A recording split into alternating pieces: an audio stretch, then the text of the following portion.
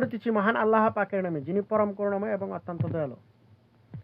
এই যে পিলখানার হত্যাকাণ্ডে সঙ্গে জড়িত ছিল হিজবুত তাহরীর টিটিপি সদস্যরা বিডিআরের সঙ্গে মিশ্রিত হয়ে বাংলাদেশের স্বাধীনতার সপক্ষের শক্তি সেনাবাহিনীর প্রায় 55 জন সেনাবাহিনীকে হত্যা করা হয়েছে। এর উদ্দেশ্য হচ্ছে সেনাবাহিনীকে দুর্বল করে দেওয়া। তারপরে 111-এও চেষ্টা করছে দেশকে অস্থিতিশীল করার জন্য, পারেনি। 18-তে চেষ্টা করছে, পারেনি। কিন্তু তারা 24-এ এসে বাংলাদেশের কিছু স্বনামধন্য মীর জাফরকে টাকা দিয়ে খরিদ করে তাদের সঙ্গে নিয়ে এই জঙ্গি হামলা করার প্রচেষ্টা করে তারা সফল হয়েছে।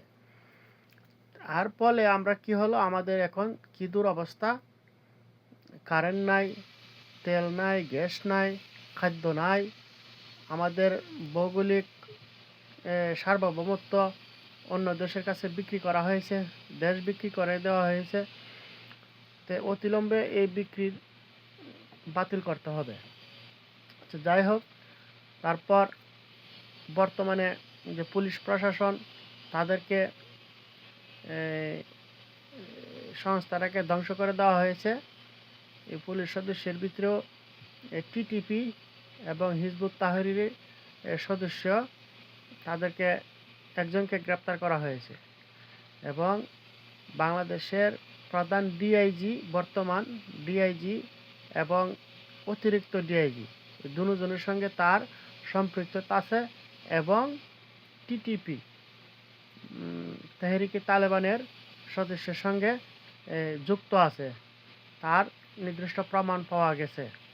এমনকি বাংলাদেশের সেনাবাহিনী তো ধ্বংস হয়ে গেছে, এখন বিমান বাহিনীকে ধ্বংস করার জন্য সেখানেও টিটিপির সদস্য, মসজিদের ইমাম, যেখানে বিমান বাহিনীদেরকে নামাজ পড়াতেন, কোরআন শিক্ষা দিতেন, তাদের টিটিপির সদস্য সেখানে ইমাম হয়ে এই বিমান বাহিনীর সংস্থাটাকে ধ্বংস করার জন্য কাজ করছে। তাকে অলরেডি গ্রেপ্তার করা হয়েছে এবং 26 জন সদস্য, তাদেরকে গ্রেপ্তার করা হয়েছে। এখন বাংলাদেশের স্পর্শকাতর জায়গায়, বিমানবন্দর, সংসদ ভবন, বিভিন্ন মার্কেট প্লেস, তারপরে পুলিশ, সেনাকুঞ্জ, এ ধরনের যেগুলো স্পর্শকাতর জায়গা আছে বাংলাদেশের সারা দেশে, এগুলাকে উড়িয়ে দেওয়ার হুমকি দিয়েছে।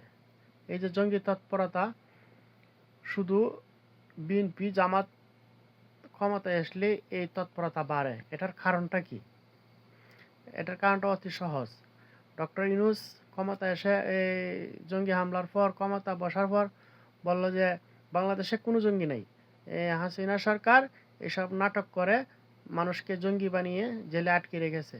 প্রায় 1.25 লক্ষ, প্রায় 1.5 লক্ষ লোক জেল থেকে মুক্তি দেওয়া হলো। পুরা জেল ফাঁদে খালি, কোনো জেলে আর কোনো লোক নেই, সব লোককে ছেড়ে দেওয়া হলো। এর ফলে আজকের এই জঙ্গি তৎপরতার উত্থান মাথাছাড়া দিয়ে উঠেছে। তাহলে যেখানে আন্তর্জাতিক পর্যায়ের অপরাধীগুলো ছিল এই জেলখানার ভিতরে, যেমন জসিমউদ্দিন রহমানি, সে একটা অত্যন্ত ভয়ঙ্কর এই জঙ্গি সংগঠনের প্রধান, আনসারুল্লাহ বাংলা টিম না কি নাম জানে একটা। তাহলে এই ধরনের সন্ত্রাসীদেরকে ছেড়ে দিয়ে উনি বলতেছে যে কোনো জঙ্গি বাংলাদেশে নাই। কিন্তু তার প্রধান উদ্দেশ্য ছিল এগুলা বলে বলে মানুষকে এই জঙ্গি তৎপরতার একটা বাংলাদেশকে অস্থিতিশীল করে তারা অনির্দিষ্টকালের জন্য ক্ষমতা থাকার জন্য প্রচেষ্টা চালিয়েছিল। বছরের যে সিসি নিরাপত্তা, এই নিরাপত্তা বর্তমানে বাতিল করা হয়েছে, 6 মাসে আনা হয়েছে। এটা আমার যুক্তিতে তার কোনো নিরাপত্তার দরকার ছিল না। তাকে আইনের আওতায় এনে ফাঁসির কাঠগড়ায় দাঁড়িয়ে তাকে ফাঁসি দেওয়া অত্যন্ত জরুরি। এবং তার দোসর যারা সদস্য ছিল, উপদেষ্টা সদস্য, যেমন আসিফ নজরুল, তারপরে স্বরাষ্ট্রমন্ত্রী জাহাঙ্গীর, ওনার নেতৃত্ব এই বাংলাদেশের জঙ্গিদেরকে ট্রেনিং দেওয়া হয়েছে সরকারিভাবে। তাকে রিমান্ডে নিলে আরও অনেক তথ্য বেরিয়ে আসবে। জাহাঙ্গীর, তারপরে রিজওয়ানা চৌধুরী,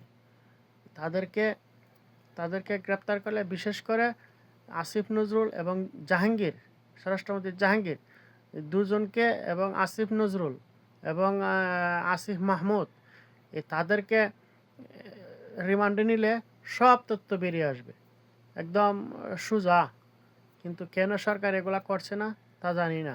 অতিলম্বে তাদেরকে আইনের আওতায় এনে বাংলাদেশকে নিরাপদ অবস্থানে নিয়ে আসার জন্য অনুরোধ জানাচ্ছি। এই যে আমাদের স্বরাষ্ট্রমন্ত্রী, উনি এই 5ই আগস্টের সময় ওনার উস্কানিতে, ওনার সহযোগিতায় থানা লুট হয়েছে, পুলিশ হত্যা হয়েছে, তার মাধ্যমেই জঙ্গিদেরকে ছেড়ে দেওয়া হয়েছে। তাদের কাছে থানার সমস্ত অস্ত্র তার কাছে দেওয়া হয়েছে। ওনাকে রিমান্ডে আনলে সমস্ত অস্ত্র এবং জঙ্গির তৎপরতার সমস্ত কারিকুলাম, সব তথ্য পাওয়া যাবে। আশা করি তাকে আইনের আওতায় আনা হবে।